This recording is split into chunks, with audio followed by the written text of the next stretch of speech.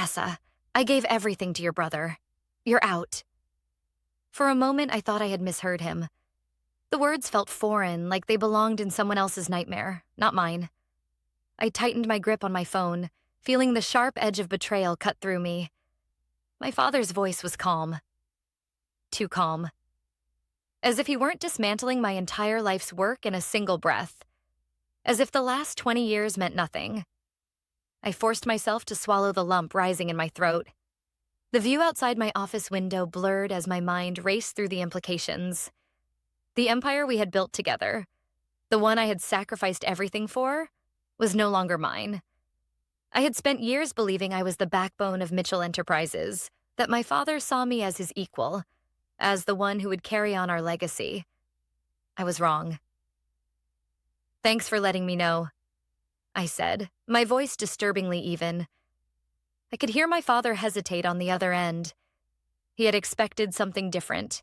A scream, a plea, maybe even a fight. But I gave him nothing.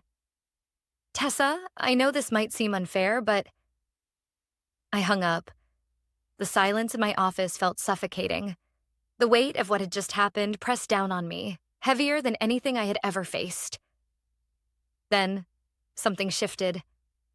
I inhaled slowly, deliberately, steadying the fire inside me. He thinks this is over. He's wrong. Mitchell Enterprises wasn't just a business. It was my father's dream and my entire life. I had been there since the beginning, working beside him as we clawed our way up from nothing. At 19, I officially joined the company. While my father had the vision, I was the one who made it scalable. I built our investment strategies, expanded our portfolio, and pulled us back from the brink of financial collapse more times than I could count. And yet, in the past year, something had changed. My father started excluding me from key meetings. Financial reports stopped landing on my desk. Decisions were being made behind closed doors. By my brother, Liam. Liam, the golden child. The son my father had always wanted. While I spent my 20s in boardrooms and investor meetings, Liam spent his in nightclubs and luxury resorts, burning through trust fund money like it was infinite. He never cared about the company. He never earned his place in it. But somehow my father had chosen him over me. I should have seen it coming. The missing reports, the hushed conversations between my father and his lawyers, the way Liam had suddenly become interested in the company after years of neglect. I had been too trusting, too busy running the business to notice the ground shifting beneath me. And now, they thought they had taken everything. I stared at the mahogany desk in front of me, fingers tapping rhythmically against the smooth surface. My mind was already calculating, shifting through years of contracts, legal structures, and contingency plans. What my father didn't realize, what Liam didn't realize, was that I had never played this game blindly. I reached for the black notebook I kept in my desk drawer. Inside were the real records, the ones I had kept separate from the official books.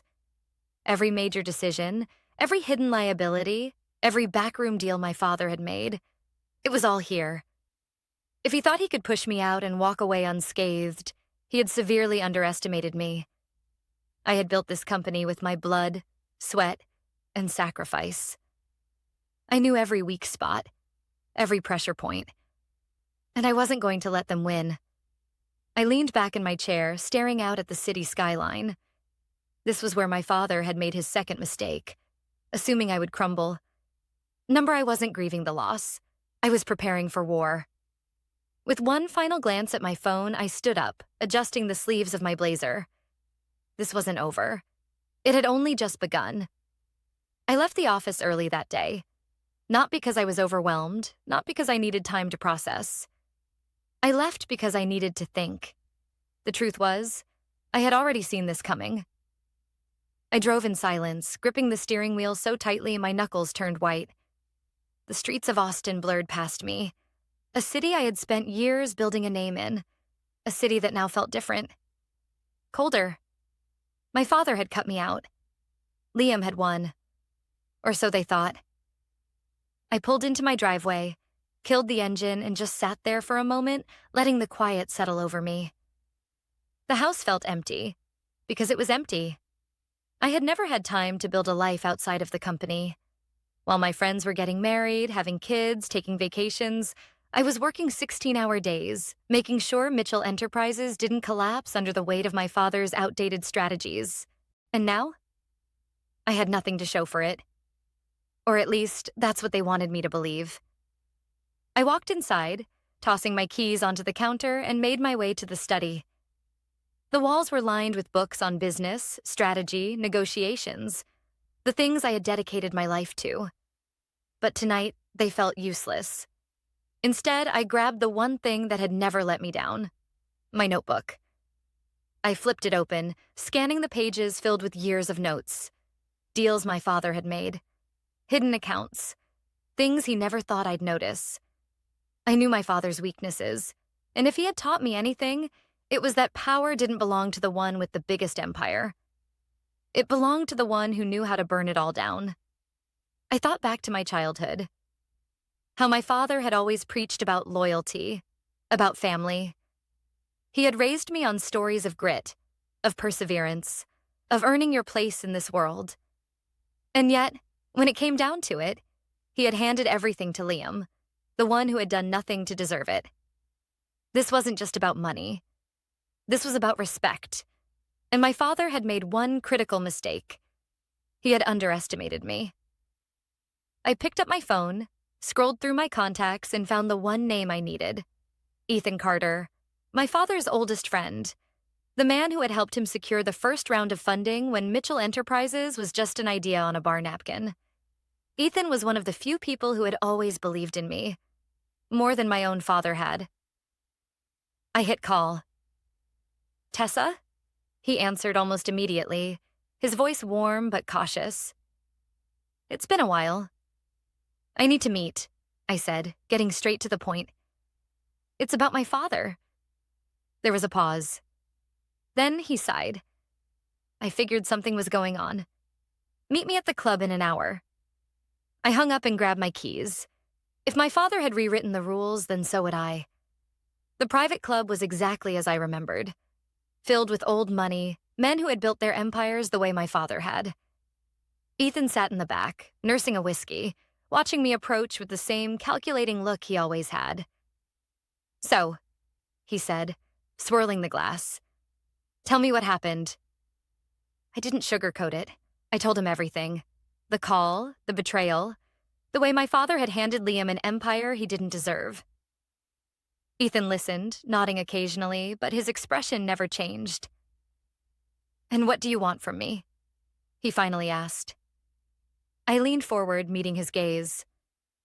"I want to build something better, and I want to make sure my father and Liam realize exactly what they lost." Ethan studied me for a moment, then chuckled. "Your father always said you had my ruthlessness. Then you know I won't lose." He nodded slowly. "All right, Tessa, tell me your plan." I exhaled, the fire inside me burning brighter than ever. My father had taken everything from me. Now, I was going to take everything from him.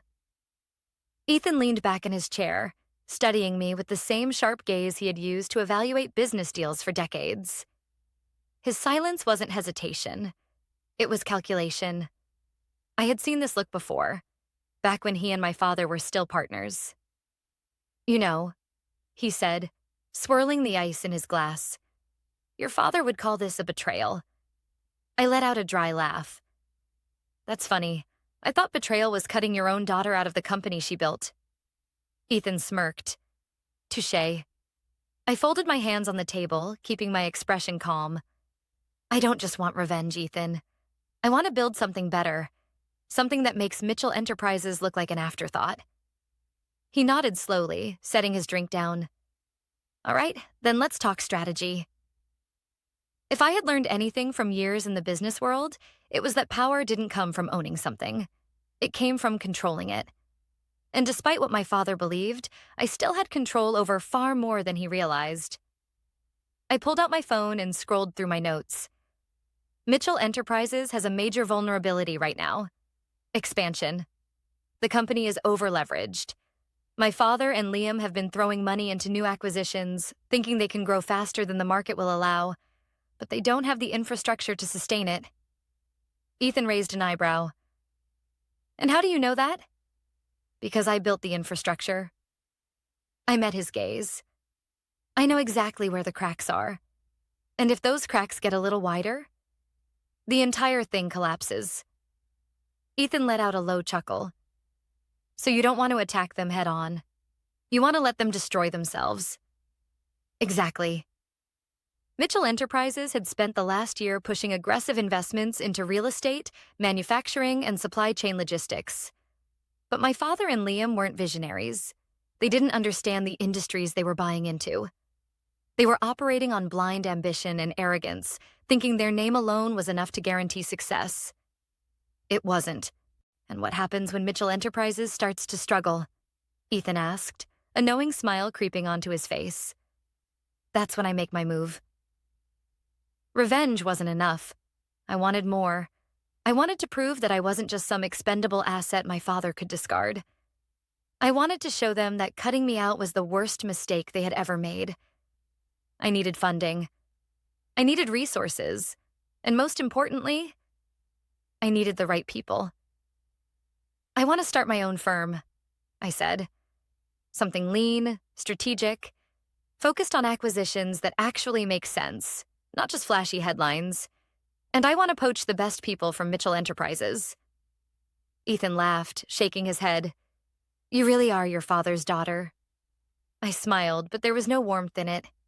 I'm better. I had spent years inside Mitchell Enterprises, building the best teams, training the sharpest minds. They trusted me. They didn't respect Liam. And if given the choice, I knew exactly where their loyalty would lie. Ethan leaned forward, eyes gleaming with interest.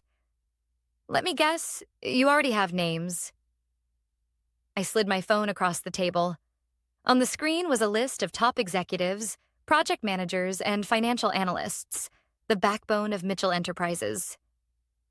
These are the people who actually keep the company running, I said, and I guarantee you half of them would walk if given the right opportunity. Ethan whistled. You don't waste time, do you? I don't have time to waste. Ethan leaned back, considering his options. All right, Tessa, I'm in. Those 3 words were all I needed. Within a week, I had secured initial funding. Ethan introduced me to investors who were eager to back a competitor to Mitchell Enterprises, especially one that knew exactly how to dismantle it from the inside. The first person I called was Danielle Carter, the company's head of risk management. She had been my mentor for years, someone who had seen firsthand how much I had built. Tessa? She answered on the first ring. I heard what happened. It's absolute bullshit. I'm starting something new, I told her. I want you with me. There was a beat of silence. Then she said, Tell me where to sign. One by one, the pieces started moving. By the end of the week, I had 4 key people. By the end of the month, I had 10. And the best part? My father didn't even see it coming. They thought I would disappear. They were wrong. I sat in my new office, staring at the official incorporation papers for my new firm. Mitchell Enterprises had taken everything from me. But I had built something better. I picked up my phone and scrolled to my father's number. For a moment, I considered calling him, letting him know exactly what I was about to do. But then I smiled to myself and put the phone down. He'd find out soon enough. The first domino had fallen. Over the next few weeks, the momentum I had built turned into something unstoppable. More people were leaving Mitchell Enterprises, some quietly, some with dramatic exits, but all of them with one goal in mind: to work with me. I didn't poach aggressively. I didn't have to. I knew exactly who felt undervalued, who was frustrated with Liam's incompetence, and who wanted out before the company collapsed under its own weight. And the collapse was coming. I had watched my father run the company for years, always believing that loyalty and legacy mattered more than strategy and innovation. That mindset had worked when I was there to balance him out. But with Liam at the helm, it was a ticking time bomb. The first real hit to Mitchell Enterprises came in the form of a botched acquisition deal. For months, the company had been in talks to acquire Harlan Tech, a mid-sized logistics company that would have expanded their control over supply chain operations. It was a high-stakes move, one I had originally spearheaded before my father cut me out. And now? Liam had taken over negotiations and screwed up royally. The headlines came first. Mitchell Enterprises fumbles key acquisition as CEO's son mismanages deal. Harlan Tech walks away. Cites leadership concerns at Mitchell Enterprises. I read every article with quiet satisfaction. Liam had overpromised, miscalculated, and ultimately pushed Harlan Tech into a deal with another firm, a firm I had personally advised on the acquisition, a firm that was now aligned with me. It wasn't enough to destroy Mitchell Enterprises. Not yet. But it was the first public crack in their foundation. And I knew my father was watching it all unfold. A call I knew was coming came 2 days after the Harlan Tech failure. My phone buzzed as I sat in my office, going over the latest expansion plans for my own firm. I glanced at the screen. Dad. I let it ring. Then, just as it was about to go to voicemail, I answered. Tessa. His voice was tight, controlled, but I could hear the underlying tension. I assume you've seen the news? I leaned back in my chair, a slow smile playing at my lips. I have. A pause. Did you have something to do with this? I exhaled softly, letting the silence stretch. Dad, I said finally, you made it very clear that I was out. Why would I have anything to do with Mitchell Enterprises? He sighed, the weight of the situation pressing down on him. We need to talk. There it was, the first sign of regret. But I wasn't ready to talk. Not yet. I'm busy, I said smoothly. You'll have to find another time. Before he could respond, I ended the call. And for the first time in my life, I was the one walking away from him. I wasn't the only one enjoying the show. That evening, I got a text from Danielle Carter, my former mentor, and now one of my closest allies. Danielle. Liam's losing it. He called an emergency meeting today. Blamed internal sabotage. People are starting to question if he knows what he's doing. I smirked. Of course, Liam was panicking. He had never handled pressure well. And now, with the press scrutinizing him, with investors getting nervous, with key employees walking away, he was drowning. And I wasn't done yet. I wasn't just targeting Liam. I was targeting my father's legacy. Mitchell Enterprises wasn't just a business. It was an institution. It had been built on decades of reputation, of my father's ability to convince people that Mitchells never fail. But that was exactly what was happening. And all I had to do was let the weight of their own mistakes pull them under. So I made my next move. I called Ethan. It's time, I told him. You're sure? He asked. Liam is cracking. My father is doubting him. Investors are getting nervous. If we move now, we can take some of their biggest contracts before they even see it coming. Ethan let out a low chuckle. You really are ruthless, Tessa. I smiled, but there was no warmth in it. I learned from the best. The trap was set. Now I just had to wait. The next phase was simple. Destabilize Mitchell Enterprises further. Secure key contracts before they could. Wait for my father to realize exactly what he had done. I had spent years being the perfect daughter, the loyal heir, the quiet strategist behind the scenes. Not anymore. Now, I was going to watch them burn. Liam was drowning. I watched from a distance as Mitchell Enterprises, once a powerhouse, once my legacy, began to collapse under the weight of his incompetence. It was slow at first. A missed deadline here, an underperforming quarter there. But then it spiraled. And I made sure I was there to speed up the process. After the Harlan Tech deal fell through, Mitchell Enterprises lost more than just a business acquisition. They lost credibility. Investors weren't just concerned anymore. They were scared. Then came the departures. At first, it was just a few executives, the ones I had personally recruited to my new firm. But soon the floodgates opened. Key managers left, the ones who actually kept the company running. Clients hesitated. Contracts that had once been guarantees suddenly weren't renewed. Investors started calling my father directly, demanding answers. And the best part? I hadn't lifted a finger. Liam was ruining the company all on his own. The second call from my father came late at night. I was in my office, reviewing a contract for my firm's latest acquisition, one that had once been Mitchell Enterprises' biggest supplier. The irony wasn't lost on me. I let the phone ring 3 times before I answered. "Dad." His voice was different this time. Not angry, not arrogant, desperate. "Tessa, listen. We need to talk. In person." I leaned back in my chair, tapping my fingers against my desk.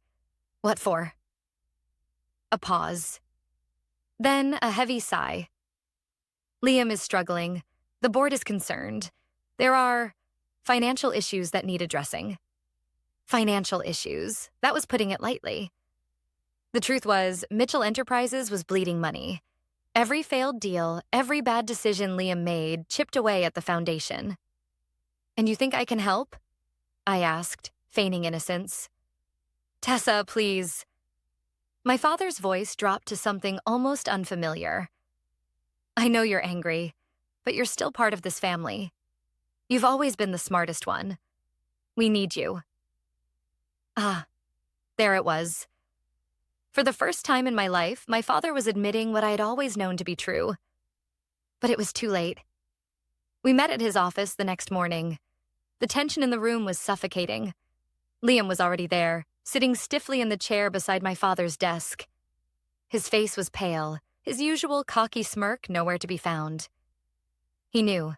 They both knew. "Tessa," my father began, "we need to restructure the company.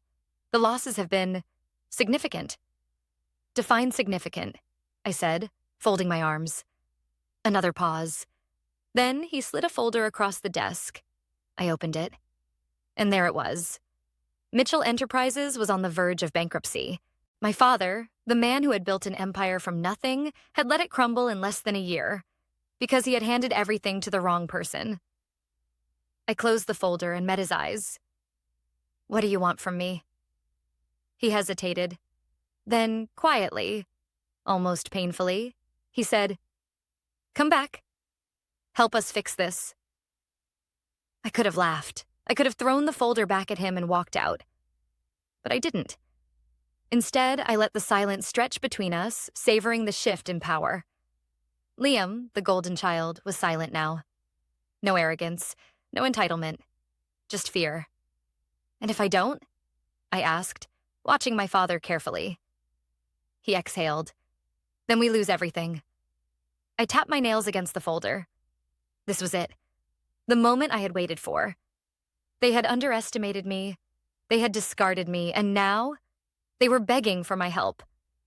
"I'll think about it," I said smoothly, standing up. Liam's head snapped up. "Wait, what?" "Dad, she can't just—" "She can do whatever she wants." My father cut in. Liam's mouth clamped shut. I turned to leave. I had already won. And the best part? They still had no idea what I was going to do next. I didn't go back to Mitchell Enterprises. I didn't return their calls. I didn't respond to their emails. I didn't even acknowledge the carefully worded letters my father sent, each one more desperate than the last. I let them wait. I let them wonder. And while they were drowning in uncertainty, scrambling to fix the mess they had created, I made my final move. 1 month after that meeting, the news broke. Mitchell Enterprises officially files for bankruptcy amid leadership crisis. The article was brutal. It detailed everything: the failed acquisitions, the mass departures, the fractured leadership. Liam's name was plastered across every headline, the face of the company's downfall. But the part that interested me the most? The section about their assets. Mitchell Enterprises wasn't just collapsing. It was being sold for parts. And I had been waiting for this moment.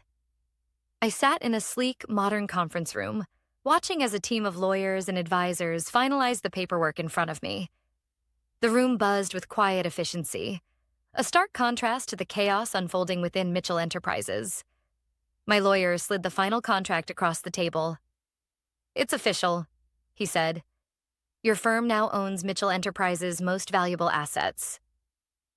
I picked up the pen and signed my name. That was it. Just like that, I had taken everything my father built, without him even realizing it was happening. Liam thought he was playing a game of power. My father thought he was preserving his legacy. But the truth was, they had been playing checkers while I was playing chess. I didn't just take the company. I took the best clients. I took the most profitable divisions. I took the people who had built the business in the first place. And what was left? A hollow shell. A name with no value. A legacy that no longer belonged to them. I didn't expect my father to reach out again. But he did. I was in my office when my assistant knocked. "Ms. Mitchell," she said cautiously, "your father is here." I looked up from my desk. I hadn't seen him in weeks. "Send him in." When he walked in, I barely recognized him. He looked older, more tired, like a man who had finally realized just how much he had lost. He stood there for a moment, taking in my office, my new company, my success. "You really did it," he finally said. I did. A long silence stretched between us. "You could have helped," he said. "You could have come back. We could have fixed it together." I leaned back in my chair. "No, Dad, you could have fixed it, but you didn't want to. You wanted Liam to be the golden child. You wanted to prove that I wasn't necessary. And now," I gestured around the room, "you finally understand what I always knew. It was never about the name.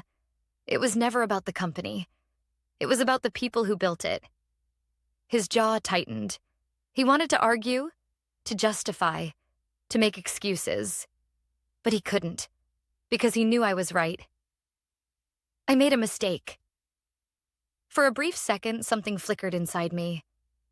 A piece of me, the daughter who had once idolized him, wanted to forgive. But then I remembered the way he had cast me aside. I remembered every moment I had spent proving myself, only to be told I was never enough. And so I said nothing. Finally, he nodded, a silent admission of defeat. Without another word, he turned and walked out of my office. And this time, I didn't look back. I never needed Mitchell Enterprises. I never needed my father's approval. What I needed was the freedom to build something of my own. And that's exactly what I did. Power isn't given.